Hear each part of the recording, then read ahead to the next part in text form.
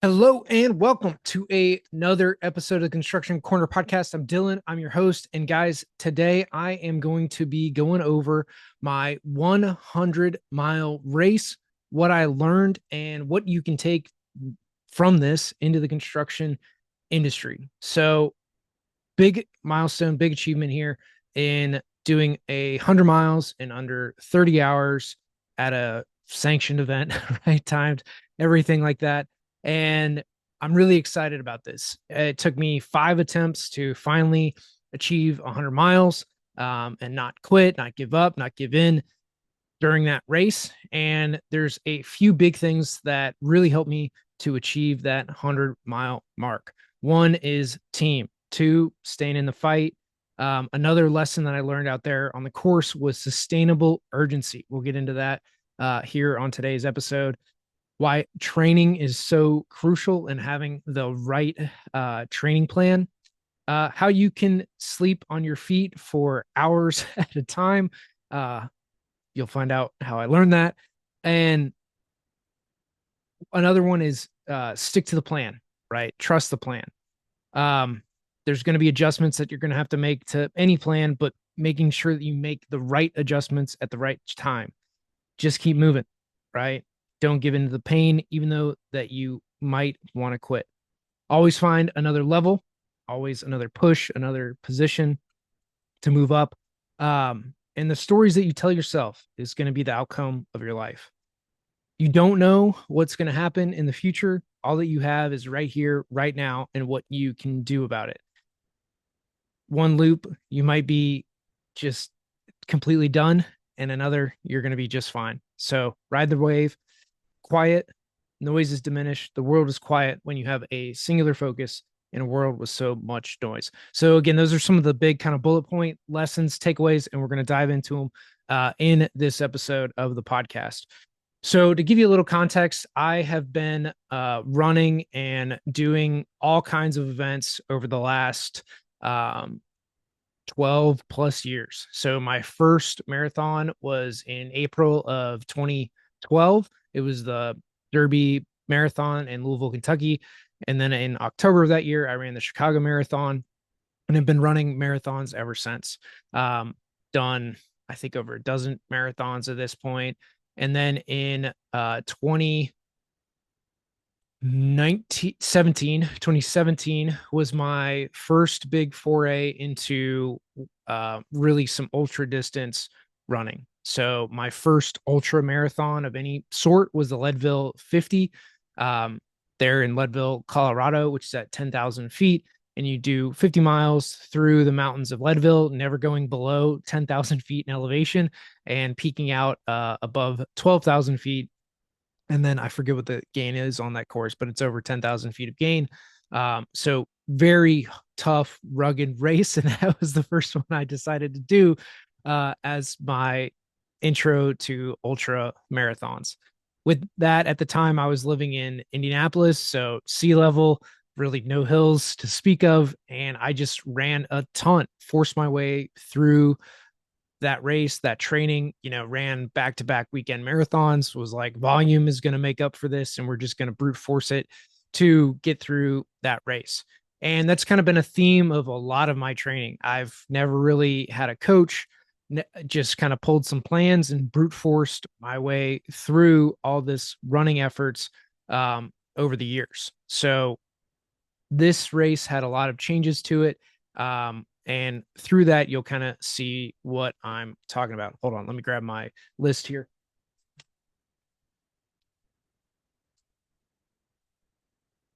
So one of the things that I want to go through here too is, so I've done two Ironman triathlons, two full Ironmans, two half Ironmans.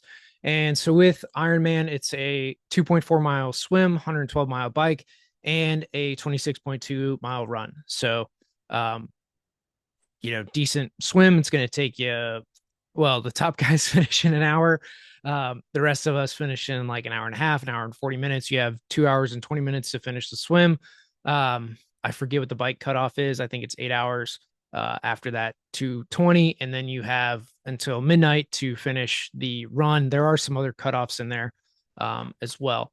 So with that, I finished Ironman Louisville and Ironman Lake Tahoe when they still had it in Tahoe. And then so I did Ironman in 2013 for Louisville, 2015 for Tahoe, and then in 2017 I did Leadville 50. And then from there I went and did a bunch of 50Ks. So I did Marlette Lake, which is on the north side of or east side of Tahoe. I've done that race twice. Big Chief, which I did again here this summer, but 3 times doing that race. I did 50K in Berkeley, which is again 31 miles and change. And then, so in 2019, I attempted the Antelope Canyon 100-mile trail race. So Antelope Canyon is in Page, Arizona. I've talked about this a couple times on the podcast, but it's in Page, Arizona, right on the border of Utah and Arizona. So super far north there.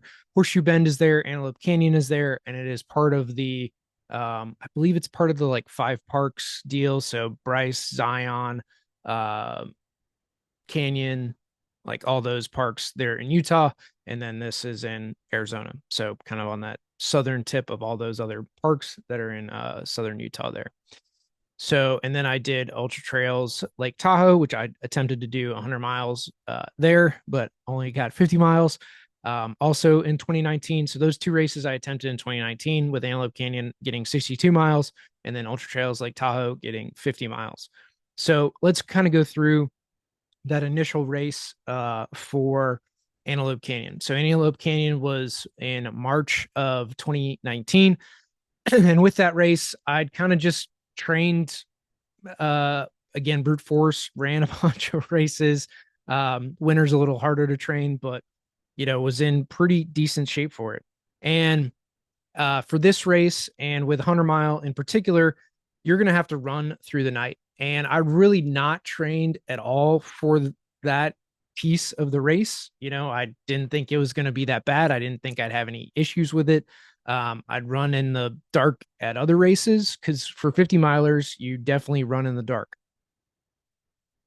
It's something that, is just going to be a part of it. You've got a 14-hour cutoff. So with that, you're going to either run in the dark for the beginning or for the end, sometimes both.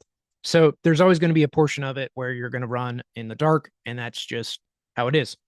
So with Antelope Canyon, really, I was doing great, hitting all my cutoff times, getting through everything. And at mile, it's probably about 58. A guy ended up falling asleep in front of me on the course. And so at Page, it's a rim trail. So on one side of it is the town, kind of typically to your right is the town. And then to your left in a good chunk of the race, probably on this 10-mile rim trail, like 6 miles of it, you have a cliff effectively on your left-hand side, and you're running a single track trail. So there's nothing, there's no guardrails, there's no nothing between you and like 100-foot drop. So kind of freaked me out.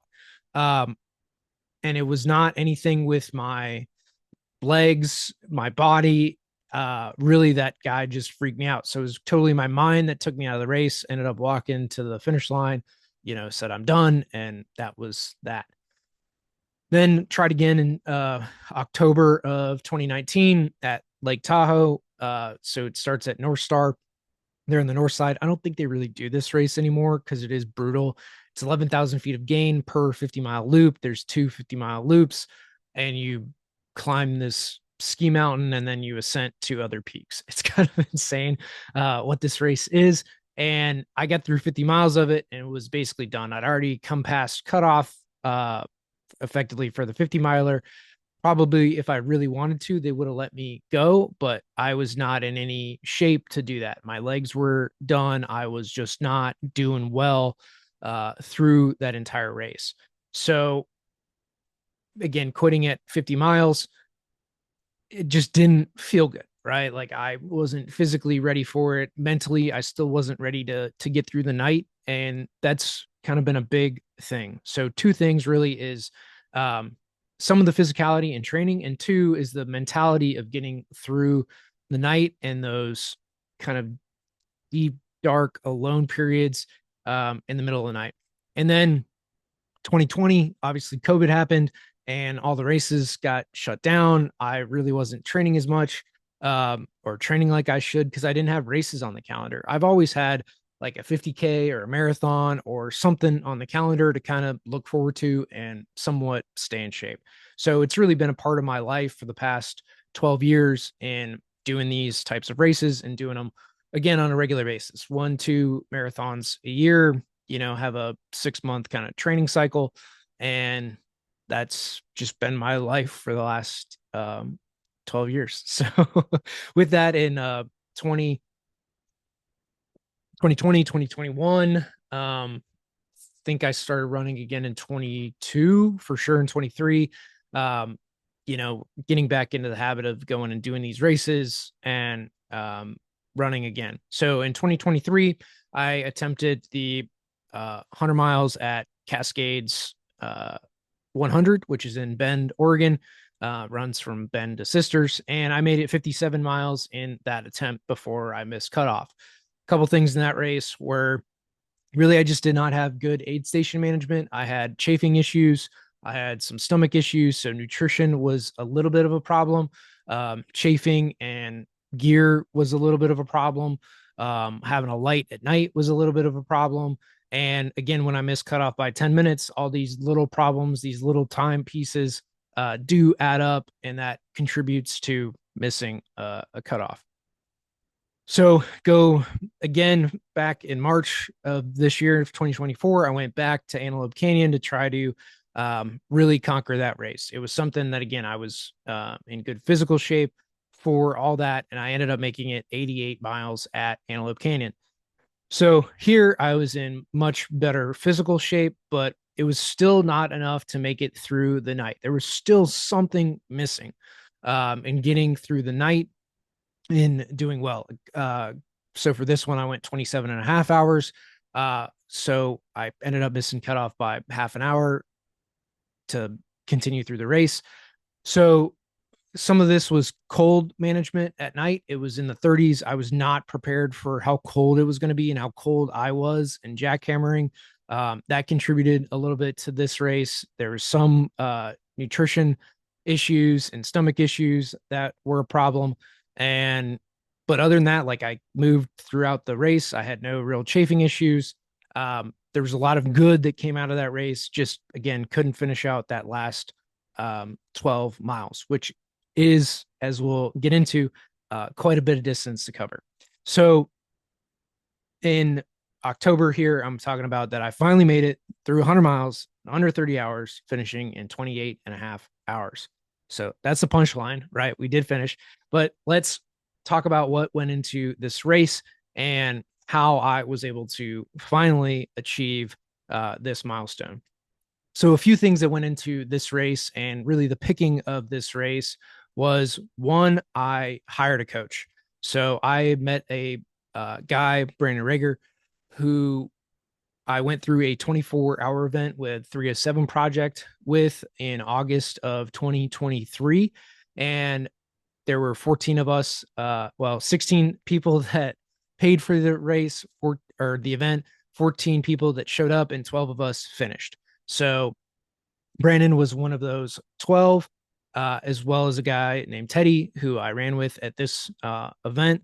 And so the three of us ended up kind of training for this together. Brandon was the coach. He'd done multiple 100-milers, finishing in the top 3 for multiples of them, holding a top 10 course record at one of the courses. So like this guy, stud of a human. And really, I was excited to have finally a coach, somebody who just loves all this stuff. And I just needed a plan to execute, right? Something to not think about, not think through, just execute what was laid before me. So first, that was hugely different, right? I finally had a coach and someone to help me through a race.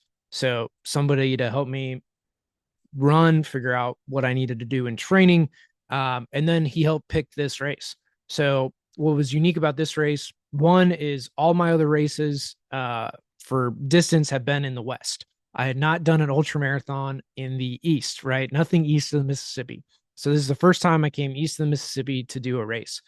This race also was a 4.1 mile loop that we did 25 times, the total of 102.5 miles. In a loop course, what is awesome is you have the same aid. You're going to see everybody every 4 miles. And actually, the way that this course was laid out, there was really 3 spots that Brandon could see us pretty easily without having to move a bunch throughout that 4.1 mile loop, which made that hugely beneficial. And then also, there's no logistics. The like team doesn't have to move anywhere. I don't have to know where I'm going or directions or anything like that. So it takes a huge mental load off when you don't have to worry about a turn or where you're going or anything like that. So another huge benefit of having a loop course. Another thing is that we could have a tent and everything set up for us. So again, didn't have to think a lot. It was easy to come in, get resupplied, all the stuff that we wanted, and then go back out and do it again. So different training. Also, I had somebody to run with for the majority of this race. So Teddy ran with me. Brandon, unfortunately, had an ACL injury. So we knew this, multiple weeks going into the race where he was not going to run with us, but he was going to be there and coach us through and run basically our crew chief for the race, which was hugely beneficial to have somebody that could monitor us, be mentally coherent throughout the race. And then for Teddy and I to run so that I had somebody with me out on the course to get through it. And again, this is going to be a huge thing once we kind of get deeper into the race as to why that was so beneficial. So with this, I hired a coach, had somebody to run with, did different training and different type of race. And then we went to the East Coast. So the elevation of this race was 850 feet versus these other races I'd done at altitude. Total gain for the race was 90 feet per mile. So we gained like 9,000 feet over the course of the race, which compared to some of that I've done is not crazy. Like there's some hills in it, but it wasn't brutal. And then again, not being at altitude was super helpful. And then I live at 3,500 feet, trained at 5,500 feet. So I had a lot of benefits going into this race of just being strong physically leading into it. So here's the plan that we had kind of out of the gate for the race was keeping the heart rate down. So Teddy, the guy I ran with, I've made fun of him throughout the race and that like I had to check him for a pulse because his heart rate was so freaking low. I mean, this guy, again, physical specimen, just stud of a human, also just a great person. So both Teddy and Brandon, again, physically just studs and then also fantastic people. So I was so glad that I had the opportunity to run with them, to train with them, and really go through this whole journey with them. So we started May 1st of this year in training. So that's 20 weeks that we had in training, 144 days. So 21 weeks just about was our training cycle for this race. And through that and all those training sessions, and we had 144 of them, I missed 3, like less than a handful of trainings did I miss throughout the entire training schedule. So one, I was super committed to this training regimen that I was going to hit this 100, and physically I was going to be as prepared as I could be to meet this. That meant that some of my trainings I did at stepping onto a treadmill at 1 a.m. to get 8 miles in when I was traveling. Some of this meant I was running super late at night or getting up super early to do it. Like I made sure to get in all of my training for this race, for this 100 as prescribed, right? I wasn't going to think twice about it. I was just going to do it as prescribed. So out of the gate, we did a lot of heart rate training for this race early on and basically building up our heart rate muscles, right? Our physical fitness, and heart rate training is a bunch of that. So you basically run slower, but it is to gain physical fitness. So running slower for set duration, like 10 miles or whatever, to keep that heart rate down does actually benefit you in your fitness. So something I hadn't done whatsoever, and did quite a bit of that in the first kind of big block of training, which really helped to increase and improve my fitness. My VO2 max went from 41 or 42 to 49 here at the end of the race. My uh, resting heart rate went from 62 to 51. So, I mean, just huge health benefits overall from this training, and was just, again, a huge thing to go through and see that type of improvement over, 20 weeks. So, at the beginning of the race, my heart rate was supposed to be under 140, and then Teddy's was going to be under 120. And I think he might have hit 125 throughout the entire race, which is just absurd for how fit he is. So we'd go a little slower out of the gate. We weren't going to rush it. We were going to walk a good amount. And really, this has been a totally different game plan than what I'd done in other races. So, other races, I would kind of go out of the gate fast. I'd be running and then blow up, and really not have any withstand power for that backside of the race. So for me, this was a huge change as to how I approach the race, in going slower out the gate, watching my heart rate, not really looking at my pace at all, just watching my heart rate, making sure that thing was low. And especially as we got into the heat of the day, to keep it down, not blow up, right? Not get totally winded and beat, but to just be steady so that by the time we hit the night, we could start running and do well through the back half of the race. And we'll talk about how that came into play here for the back side of the race. So again, it's hard to put reins on a horse, man. Like, you just want to get going right out of the gate. So something a lot harder for me to do, and to kind of keep that for it. And for the first 20 miles of this race, like, my heart rate was just all over the place. It would spike up, come down. Some of it was the adrenaline of the start of the race, and getting all this energy in. And it took 20 miles for my heart rate to flatten out, which might seem like a lot, but again, in training, like, this is, and for this type of race, this is like just the start of a 100 miler. Like, we're at this point 5 hours in. We started at 8 a.m., which was also a really nice thing. It's starting at 8 a.m. I could be on kind of a normal sleep cycle and not getting up at 4 in the morning to be at the race at 5 to get all my stuff ready for a 6 a.m. start. Like, this was super nice to have an 8 a.m. start. I really, really like that piece about this race. We could go get coffee, and I could eat and have some time to digest and just be on a normal sleep schedule. So that was really cool. But so 5 hours in at 20 miles, you're now looking at 1 o'clock. So you're starting to get into the heat of the day, and just kind of get through that first section. You're warming up still effectively. And, again, just the whole point of this first half of the race is, eat well, drink well, make sure you're hydrated. And I mean, we were peeing like 2, 3 times a loop, which kind of got excessive at some points, where we really had to back that down. So really, in this 20 mile range, for me, was just like settling in, getting used to the loops, figuring out where we're going to walk, where we're going to run. And then what was interesting, so at mile 30-ish, Teddy kind of hit a wall. And because he started asking, like, how do you know that you're, or how do you get through low periods of the race? And for me, I was like, man, I've never been able to come out of a low period during a race. Like, once I hit it, I couldn't ever climb out of it. So, which was kind of foreshadowing in this race.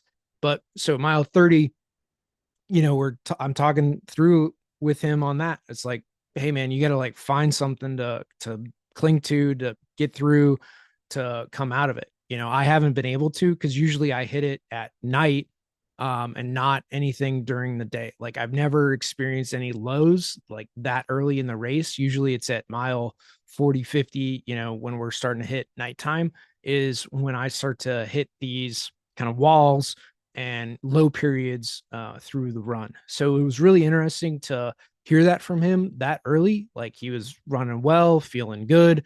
But again, everyone's going to experience these different things during the race. I mean, this was his first 100 miler, his first big ultra marathon. So he really hadn't gotten into that 30 plus mile range where I've done again a number of 50Ks, like uh, two, five, six 50Ks, plus my four other attempts. So 10 plus Leadville 50. So this was my 12th ultra marathon, well, 13th, because I did another 8 hour trail race where I got 28 miles in. So like I've done quite a bit of these over the years, um, to where 30 miles was, just another day. And again, I know this sounds absurd for those of you that is are haven't done a marathon or anything like that, but you kind of get accustomed to these types of distances and being on your feet for 4, 6, 8, 10 hours. So really for me, this wasn't anything new. This was normal territory. I'd been here before and kind of knew it. But again, running with somebody, it's you, and this kind of worked out through our race where again, both of us through probably 25 through the first marathon were totally fine. Then he hit a low, I was still doing really well. And then as we get into the night, I hit some lows, he was doing really well. Then I woke up out of it and was doing really well and pulled us for a few hours. Then he needed to pull me for a few hours, then I pulled him, right? Like this is the type of teamwork that it takes to really get through a race. So big things to really think about is, again, I run all of my other races by myself. Like I had crew, my wife or parents were at my big ultra marathons. But honestly, like I'd never had somebody, especially in the 100, to run with. I never had a buddy. This was my first time running with somebody, which honestly, I couldn't have completed this race without them. So again, going back, miles 20 to 50 were me for me were like pretty good shape. Like I wasn't um really worried. We were super overhydrated. Um, and again, we were starting to really lose some time from all the bathroom breaks that we were taking because we were just overhydrated effectively through the race. So in a 100-mile race, you're racing the clock as much as anything else. So any wasted time, again, if we spent 1, 2 minutes on bathroom breaks, we have 25 loops. So that's 50 minutes, which again, over the course of a race could cost you a checkpoint. And there's really not too many of those in this race because, again, it's a loop. But again, it's super important to be cognizant of where you are time wise and understanding that. So through this, our coach basically had us take less fluids out with us on each loop, um, made made us hungry, right? That we were eating less to kind of force us at 10, 11 o'clock to finally eat some real solid food, which was super helpful. We ended up eating some ramen, which was a big benefit to both of us. But again, it forced us to become hungry throughout the race again, so that we're not taking like bathroom breaks, not having to hit the porta potties or peeing 2, 3 times out on the course. Again, just trying to save us a lot of time as we moved through the rest of the race. So big changes there on nutrition and really just dialing, tweaking those knobs throughout the race. Something that I've not been able to do because my mind has just been, especially in these other mountain races where like focusing on directions or making sure that I am eating and drinking, not necessarily like what I am eating or drinking, but like, hey, I'm going to do this. I'm going to force my way through it and not making these kind of tweaks and dial adjustments throughout the race that Brandon was able to do for us, which was a huge benefit to us through the race. So again, something to have somebody who's experienced, who's kind of at that 10,000 foot view and can see, what we're going through, when what's happening. So again, we were still hydrated well enough. We were still just now peeing like once a loop instead of 2 or 3. So we were still hydrated. It's not that we were, going to be worried about dehydration. But again, making sure that we were able to get through like the heat of the day, not overtax our system or anything else like that. So really still early in the race, we were doing well, maintaining heart rates and just getting through kind of that first heat of the day. Um, Another takeaway that we have, that kind of came up through the race is that a day is really long.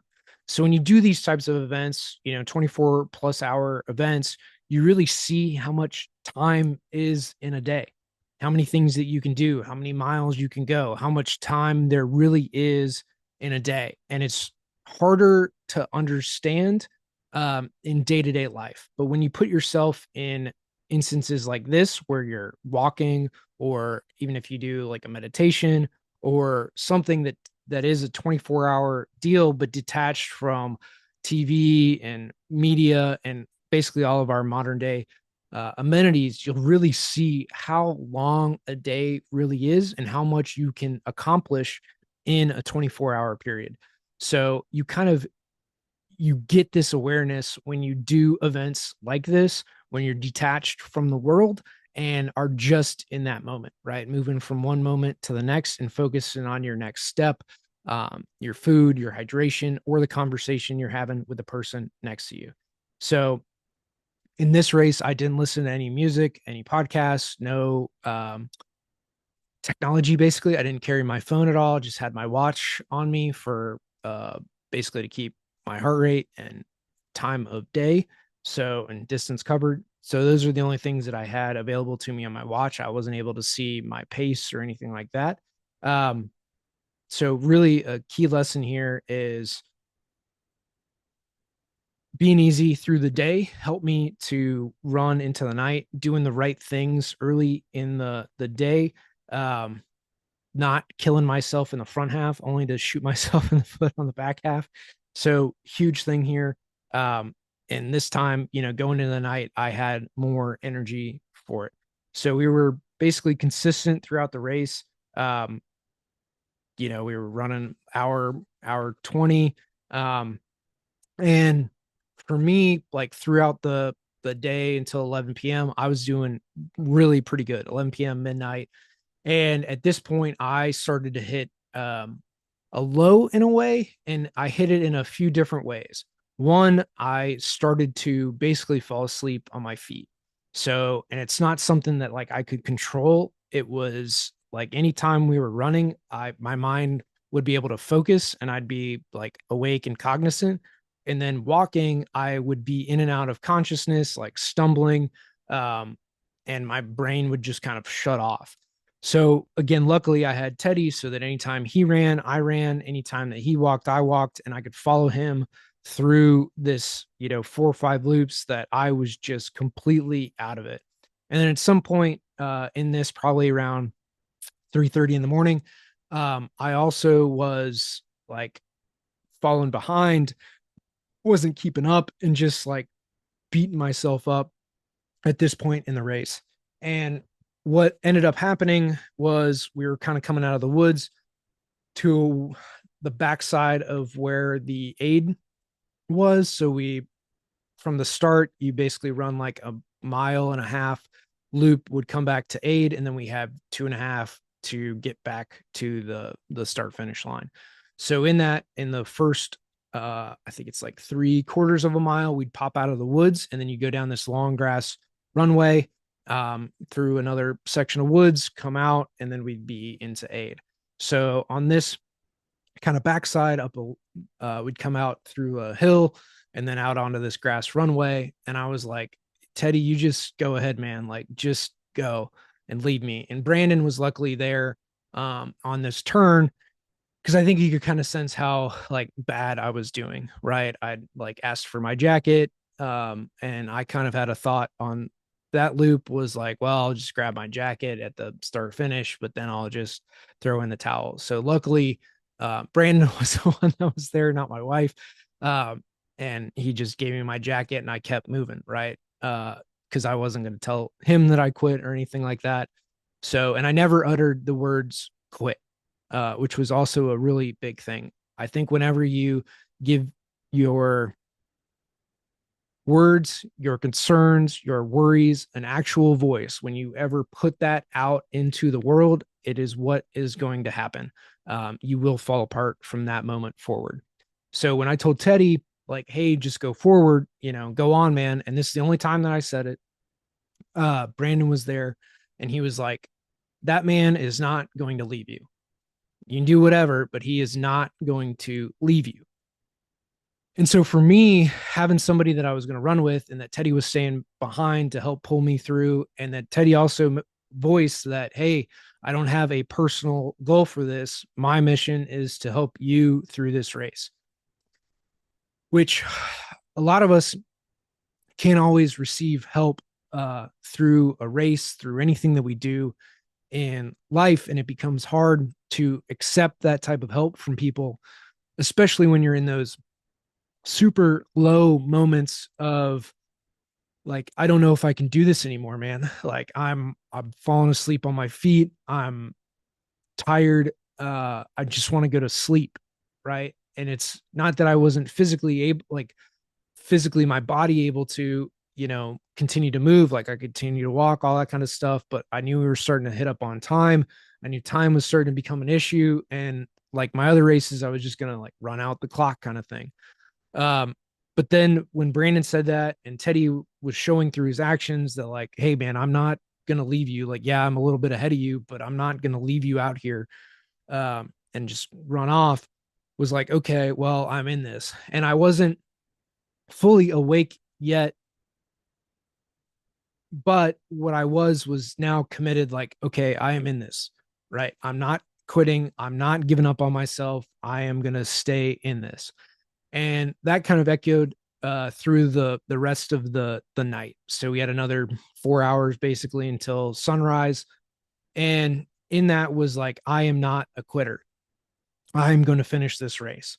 And so, and I've had in the last 3 4 hours of that time period before that happened, that was kind of the dialogue, was like, I'm not doing too good. I'm falling asleep here. Like I'm literally sleepwalking for hours and I don't know how to come out of it. Like it's not something I can consciously control. It seemed like any energy drink or coffee or anything that I took just, made it worse. So it's like nothing is fixing this thing. I'm just falling asleep here, right? Like how can we fix this? And so through that, it's like having these conversations of like, are you a quitter? Are you going to just give up on another race and not finish this thing? And it was kind of like that internal dialogue and battle of like, man, no, I'm not a quitter. I'm not going to quit this race. I'm going to finish this out. I'm going to prove to myself that I can do these hard things, that I can make it through all of this, that, I have the team, I have the people here. I've trained for this.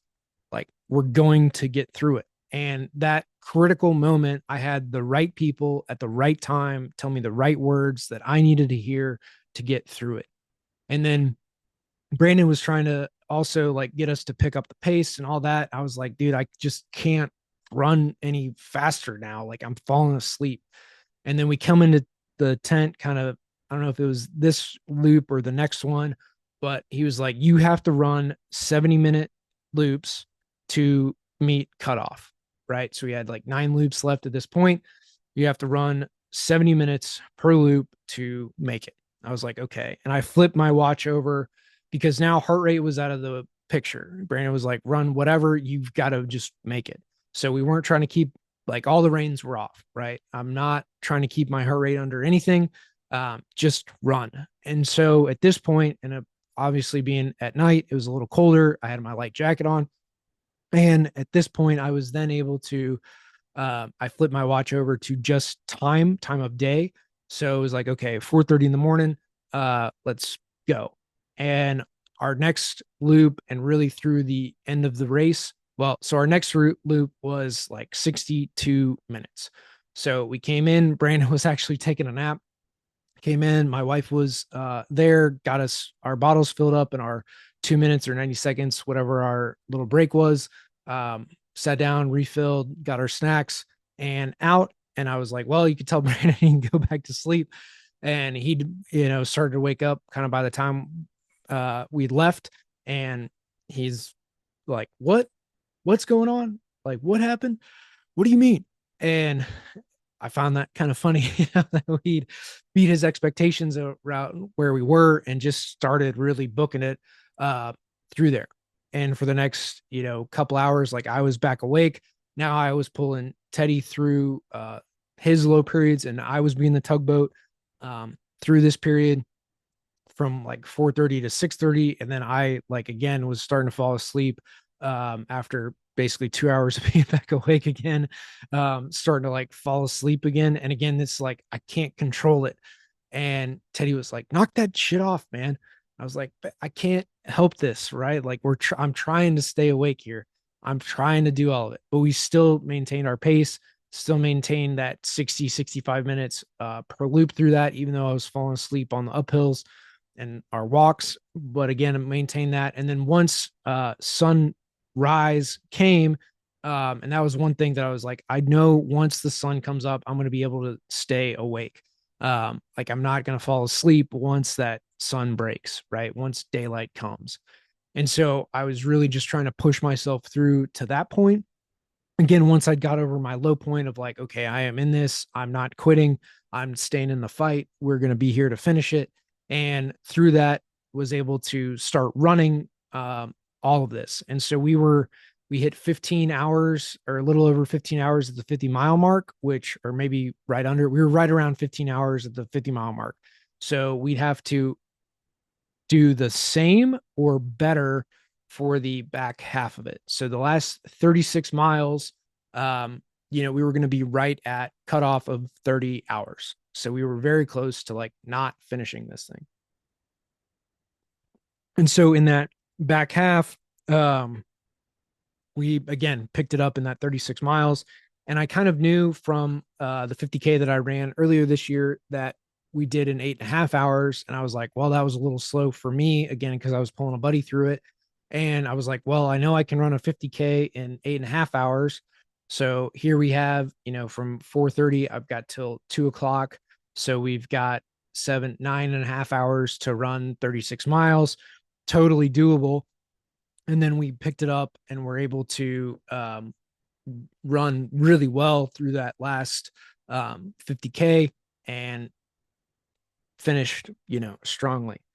So through this, we got faster. Like we got much faster. We were dropping 10, 15 minutes off of our lap time, which is huge. So 4 miles, we were dropping 2-3 minutes per mile pace off, which again in running is like it's an eternity. So we were finally doing like everything right. And again, once that sun came up, I got a ton of strength. We were running strong. My legs felt good. There was like no problems with like my nutrition was fine. I felt I had enough energy. My legs felt really good and strong on these downhills. I knew that I could run that distance and that time or faster, honestly, through it because I had just done it a few months prior. All I had to do was stick it out, to stay in the race, to not get injured, to just keep running, keep doing the same things I'd been doing and stay in the fight. So what happened at mile 86 or so was where we come through the grass runway up and around. It's daylight where I'm feeling good. I'm back awake. And Teddy's behind me as we're going down this hill. And he's like, man, I got to be honest with you. I don't think I'm going to be able to finish with you. And I was like, what? Like, what do you mean?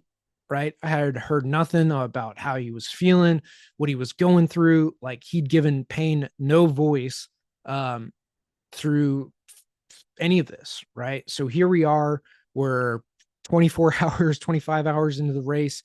And it's like, I'm not going to be able to finish with you, man. Like, what do you mean?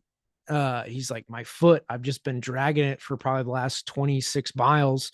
And it's just reached a point where it hurts so bad that I don't think I can do anything.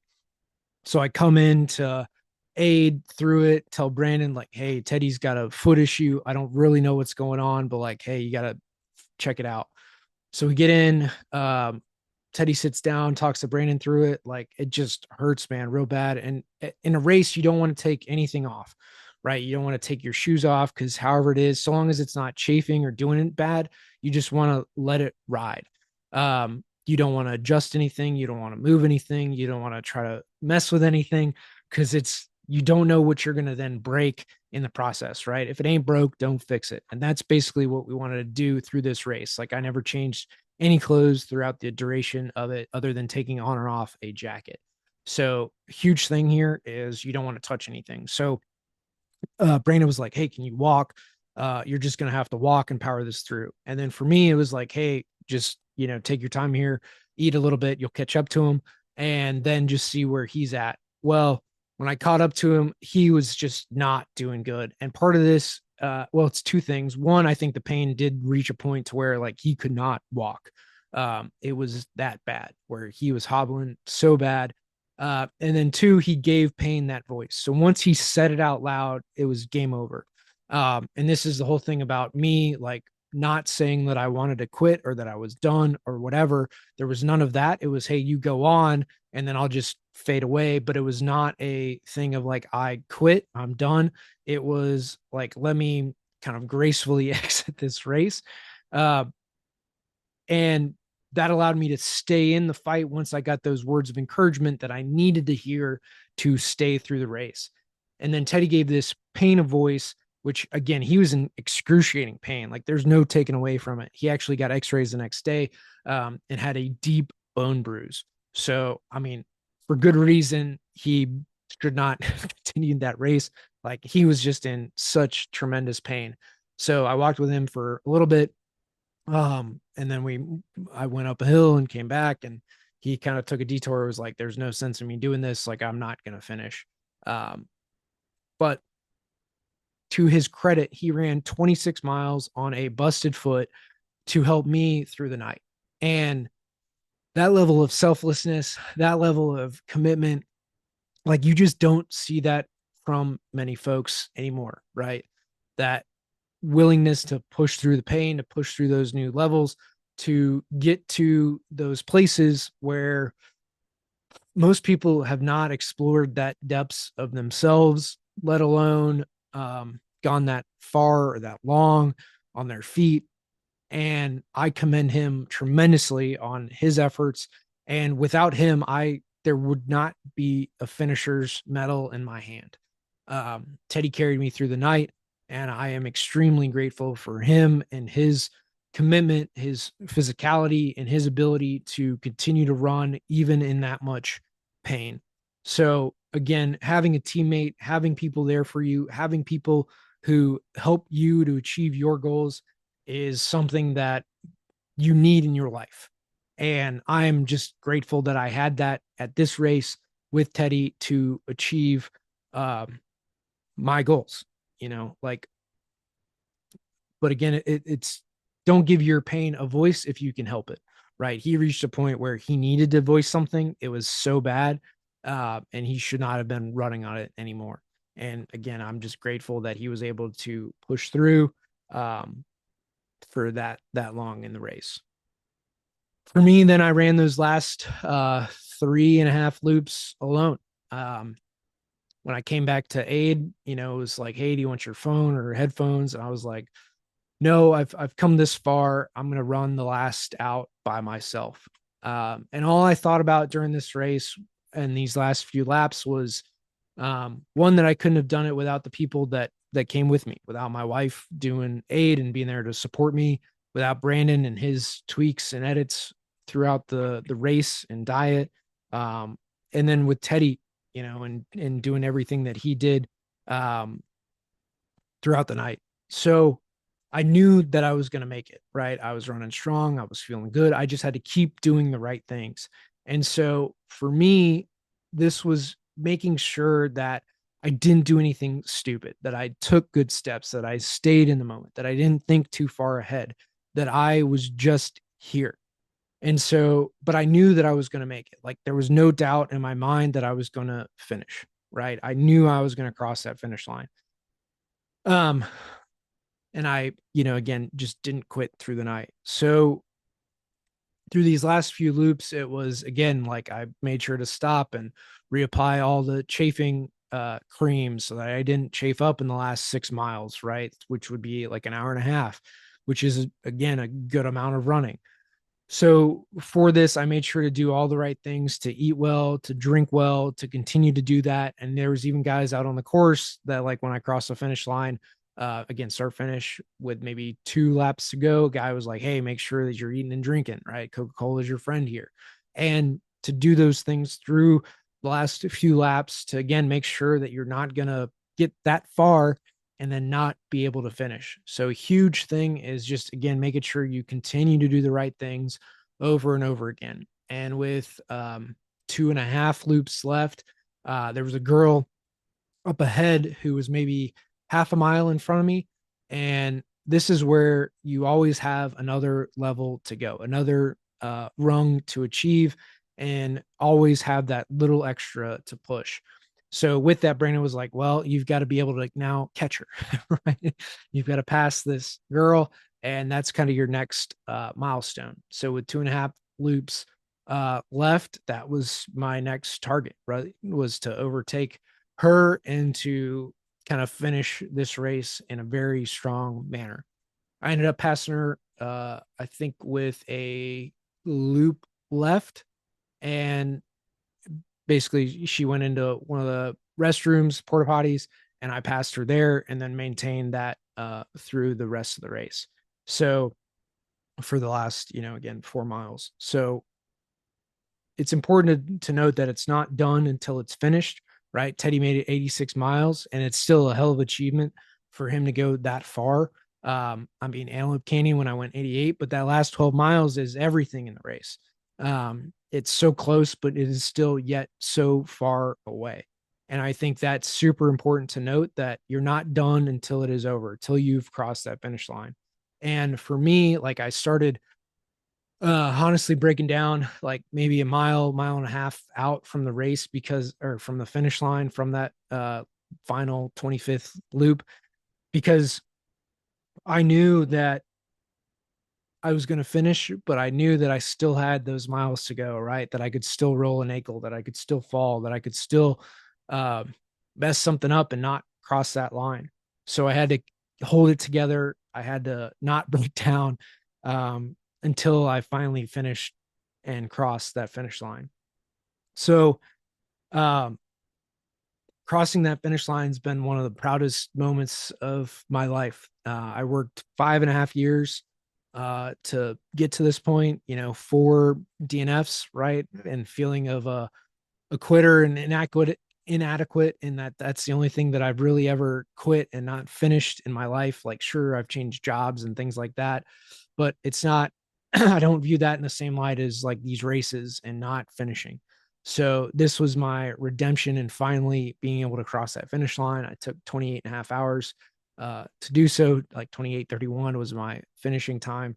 And 5.5 years of work from the first race at Antelope Canyon in 2019 till here in October 6th of 2024 to finally cross that finish line. And it was a relief to know, like, I'm not a quitter, that I can achieve the things that I set out to do, that I can follow a training plan, that I can succeed.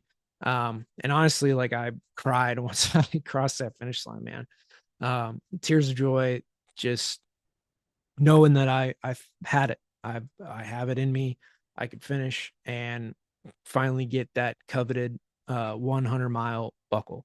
So for 100 milers, they you get a medal, right? Like any other race, you get your medal, but you also get a belt buckle. So this has been a thing for 100 milers since 100 milers kind of started, in that you get a belt buckle. That's the custom thing that 100 milers get upon completing a 100-mile race. So I have the Halloween Hobble 100-mile belt buckle, and again, it's something that I'm just super proud of, and finally having accomplished a 100-mile race distance. And the other thing that happened through this race is that we ran the entire time. Sure, we walked the hills, but like, I actually ran for the majority of, well, maybe not the majority, but I ran the entire time.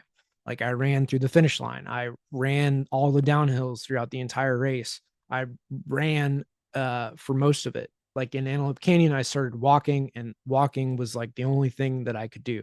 At the end of Antelope Canyon back in March, like I tried to run, but my lungs just wouldn't cooperate, right? My body was such that like it was so excruciating to run at all that I was basically physically incapable of running by the end of my race at Antelope Canyon and at some of these others.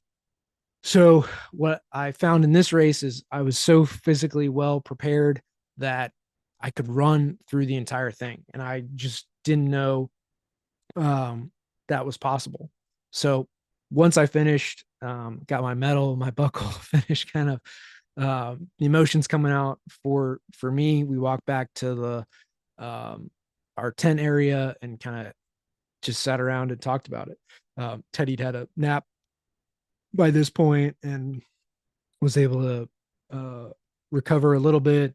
And we talked through how we looked and felt and kind of the highlights of the race, right? And if I had known Teddy's foot was hurting, or if his foot didn't end up being having a deep bone bruise in it, he would have finished. Like his fitness was way better than mine. Um, Again, super low heart rate, something that like um, I wish I had that level of fitness where his heart rate, was in the 110s, 115s, maybe 120s through the race. Mine was 140s, 150s. I mean, my average was still 133 because it shot way down whenever we walked up the hills, but still, like, his fitness was way better than mine. Um, and yet, I'm again so grateful that he stayed back and ran with me the entire duration of the race because I could not have finished 100 miles without him there. Um, and this is also to say that like you don't need a massive team of people around you. Now, for some things, obviously in construction, you do, but for most of your life, you need a few good people around you, right? I had my wife, my coach, and a running teammate. Like that's all I had, three people. So you don't need a huge uh, team around you. You just need a few really good ones to get you through the hard times, the challenges that you encounter in life. And so, for those of you out there that don't have that, I recommend really finding it, but you have to give into those people so that you're able to receive, right? And find these people that are somewhat selfless, that are willing to go and do hard things with you and really forge that bond through kind of adversity and tough times. So having the right people around you is really what matters. Again, I couldn't have done this without my training, without my teammates, without this type of course. So really, a team is the biggest thing that you need um, through a race. Um,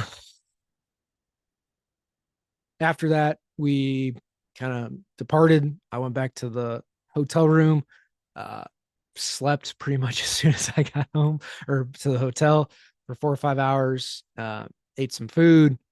After I woke up, then we went back to sleep for a few hours, caught an early flight out of Charlotte, and went home, slept on the plane a little bit, and used Monday to kind of recover.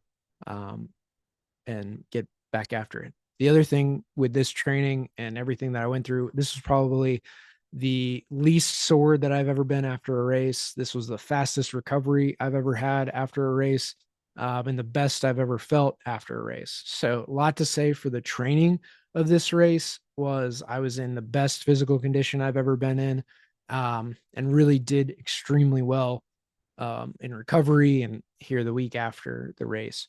So, again, your team really matters. You staying in the fight and being able to just take that next step, right? Don't worry about the things down the road. And whenever I was worried about, oh, I'm not going to make time or all this or that, really was a detriment, especially because we shaved 90 minutes off in the back half of the race, right? I ran negative splits for this race and shaved 90 minutes off, which is huge. Like shaving 90 minutes off in this type of race over that distance is incredible. So, like, again, running the second 50 miles faster than the first is such a feat, but it goes to show like if I'd kept worrying about the time or where I was at mile 50 or 60, like it would have been a completely different outcome versus then worried about what do I have to do on this loop, right? 70 minutes. Okay, we got to be below 70 minutes. Good. Let's run, right? And so that helped a ton. Sticking to that running plan up front and trusting it was a huge deal, right? Big thing as we went through the race. Adjusting the food plan as we went, for what we ate, how much we ate, more salt, less salt. What do we need for potassium or electrolytes through the race, right? Brandon made all of those adjustments, how much food we need, all that kind of stuff to keep us hydrated and in the fight. Um, don't give pain a voice, unless it becomes just medically very relevant, right? Which for Teddy at that point it was, but giving your pain a voice or wanting to quit, don't give that a voice. Um, just don't, right? For majority of times, there's very few exceptions to that. The stories that you tell are going to be the outcomes of your life. So whatever stories that you're telling yourself that I'm not going to make it, I'm not good enough, whatever is basically what the outcome of your life is going to be. So when I shifted that to being like, I'm in this, I'm not quitting, I'm going to stay in the fight, we're going to finish this thing, that became the outcome of my life. So make sure that you're telling yourself the right story, the positive story, the story that is going to get you through into the other side, whether that's, for your family or whatever it might be for you. This was very much an ego thing for me to get through that race. Again, you don't know what's going to happen in the future. You would have told me that I'm going to negative split this 100 and run the second half faster than the first. I would have told you that you're crazy. Yet here in this race, that is exactly what happened. So don't focus too much on the future. Like have a plan, execute the plan, and just stay in that. And so one of the biggest things too in business is we get to projecting into the future and what's going to happen or this or that. And the more that we can say right here, right now, is going to be hugely beneficial to us. Another thing is kind of ride that wave. You're going to go through emotions and you kind of you're along for the ride. You do need to fight some things in the negative emotions that you have, but when you're feeling good, kind of ride that as much as you can and continue through that. So there's going to be ups and downs that you're going to have in life. Some things you do need to push back against a little bit. Other things you just need to go with the flow on. And some of that is just being able to feel your way through it and what you're going to be able to do to get to the other side of it. And then in a very noisy world, man, I was not stressed about what's going on in the rest of the world as I'm running this race. Being out there in the woods and talking to, good people throughout the entire race. I had no worries about anything else. And it gives you a peace of mind. And in a lot of my training runs, it's just that, like people are pretty good when I go and run in these parks and in these places. It's a good feeling being around folks and me showing them what's possible. I ran on a 4 mile loop around a beautiful mountain lake, and a lot of people were hiking that, and I ended up looping them because they're hiking it and I'm running it. So they see me 2 or 3 times and can't believe that I'm one running this very rocky mountain trail, two that they're seeing me multiple times, and three, hopefully I'm inspiring some of them to show them what's possible. Finishing this race, not many people finish a 100-mile race, and it just goes to show you what is possible, what you can help set examples for other people, and letting them know what is possible for them in their life. I heard from somebody, one of my wife's friends, that like, you make me want to set a goal and be inspired to like, have something to achieve for myself. Right. So doing this, it does have a ripple effect. It does inspire other people to better themselves. And I kind of forget that in what's going on in the world and what's going on. So really doing this race helps remind me of that, and that there's just a few things that we can do to help make the world a better place, to set the example for others. And in the construction industry, we can do that through our jobs, through our experiences, through our work ethic, through showing up just as a good person every single day for people. So I learned a ton out of this. Again, you don't have to run a 100-mile race to do this, but going through that night cycle and going through like 24-hour events, seeing how long a day is, seeing and thinking all the thoughts that you end up going through and the emotions you go through in a 24-hour period is super enlightening. So I feel so much lighter after this race. A big weight has been lifted, and now being able to finish 100 miles. So for me, it was the thing that's been weighing on me for 5.5 years and not finishing it. And I'm super glad to finally have completed a 100-mile race. And so this is the race recap in this episode of the Construction Corner podcast. Until next time.